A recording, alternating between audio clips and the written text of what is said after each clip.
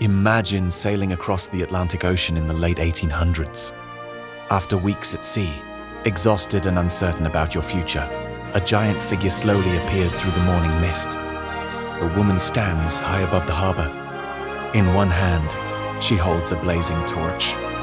In the other, a tablet marked with a single date, July 4th, 1776. For millions of immigrants, this wasn't just a statue. It was their first glimpse of hope, their first welcome to America. Today, the Statue of Liberty is one of the most recognized landmarks on Earth. But very few people know its incredible story. Why did France give such an enormous monument to the United States? How was it built without modern technology?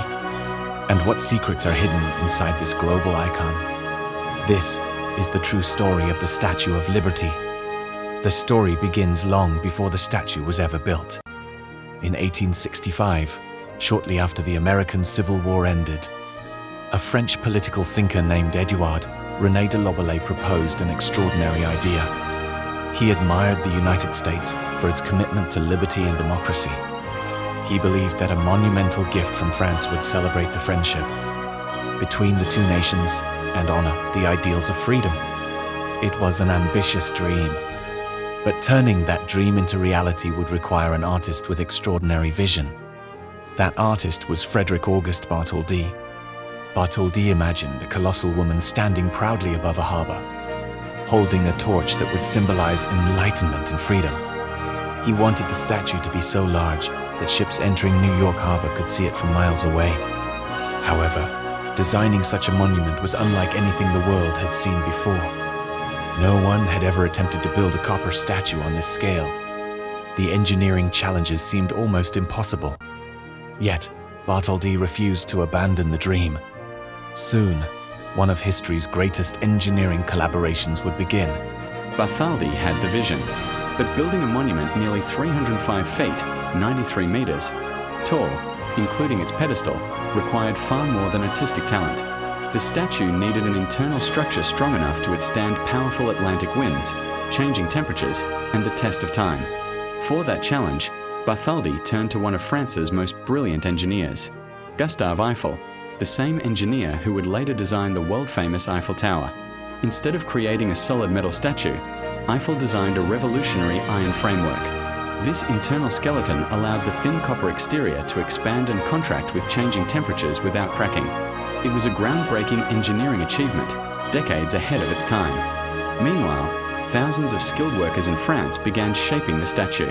Large sheets of copper were carefully hammered by hand using a traditional technique called repousse, slowly forming the folds of the robe, the face, the hands, and the flowing hair. Every section was crafted with incredible precision. As the statue grew taller, crowds gathered to watch its construction. Before it was shipped to America, some completed sections were displayed in Paris. Visitors were amazed by its enormous size. Many climbed inside the unfinished torch or looked up in disbelief at the giant face. But building the statue wasn't the only challenge. There was another problem: money. France agreed to pay for the statue itself. The United States was responsible for building the massive pedestal on which it would stand. However, raising enough money proved far more difficult than expected. Construction nearly came to a halt. Then, American newspaper publisher Joseph Pulitzer launched a nationwide fundraising campaign. Through his newspaper, he encouraged ordinary citizens, not just wealthy donors, to contribute whatever they could. Thousands of people responded. Children sent coins. Workers donated part of their weekly wages. Families from across the country contributed small amounts. Together, they raised enough money to complete the pedestal. It became a powerful reminder that the Statue of Liberty would belong to everyone, not just to governments or the wealthy. With both the statue and pedestal finally ready, the greatest journey of the monument's history was about to begin. In June 1885, the Statue of Liberty began one of the most remarkable journeys in history. After being carefully disassembled into more than 350 individual pieces and packed into over 200 crates, the monument was loaded onto the French ship Isery. Crossing the Atlantic Ocean was not without risk. Storms, rough seas, and the enormous weight of the cargo made the voyage a difficult one. After several weeks at sea, the ship finally entered New York Harbor. Crowds gathered along the waterfront. cheering as the crates carrying the future Statue of Liberty arrived in America. But there was still a long way to go. On Bedloes Island, known today as Liberty Island, workers had already completed the massive pedestal. Now came the challenge of assembling one of the largest statues ever built.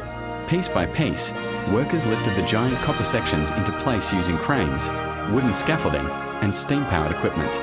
First came the iron framework, then the feet, the flowing robes, the arms, the crown. Finally, the famous torch was carefully raised to the top.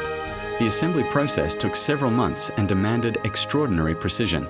Every copper plate had to fit perfectly onto Eiffel's internal framework. On October 28, 1886, after years of planning, construction, and international cooperation, the Statue of Liberty was officially dedicated.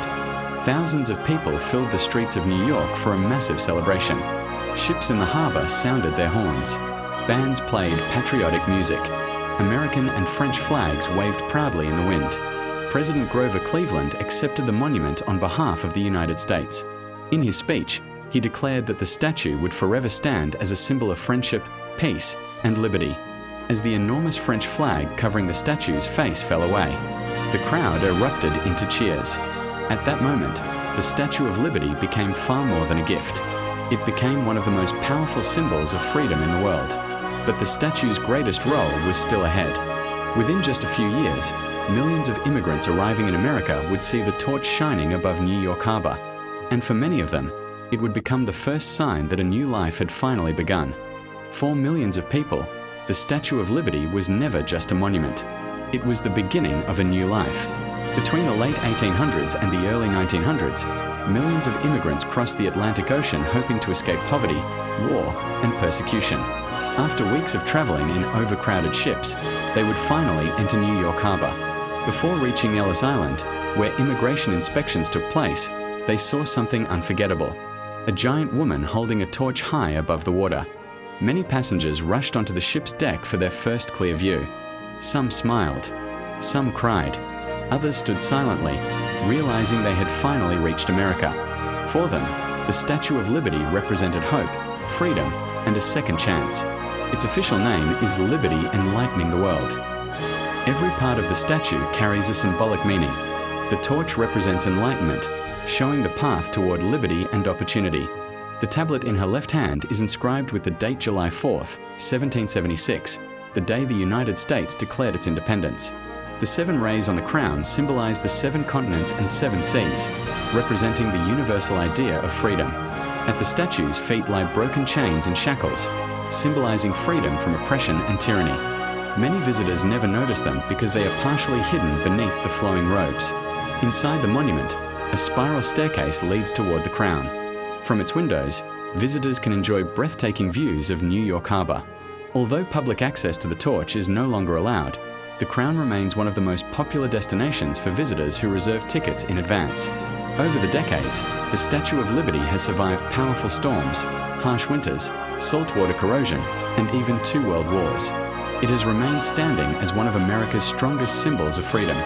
Yet despite its worldwide fame, the Statue of Liberty still hides fascinating stories that many people have never heard. For nearly 140 years, the Statue of Liberty has watched over New York Harbor. It has welcomed millions of visitors from around the world and has become one of the most recognized landmarks in human history. But despite its fame, many people are surprised to learn that the statue wasn't always green. When it was first unveiled in 1886, it shined with the bright reddish-brown color of pure copper. Over the following decades, exposure to air, rain, and sea salt caused the copper to slowly oxidize. This natural chemical reaction formed a protective green layer known as a patina. Instead of damaging the statue, this layer actually protects the copper underneath from further corrosion. Today, that iconic green color is one of the reasons the Statue of Liberty is instantly recognizable around the world. In 1984, the Statue of Liberty was designated a UNESCO World Heritage Site, recognizing its outstanding cultural and historical importance. 2 years later, in 1986, the monument underwent a major restoration for its 100th anniversary. Engineers replaced the original torch, strengthened parts of the internal structure, and carefully restored the monument while preserving its historic character.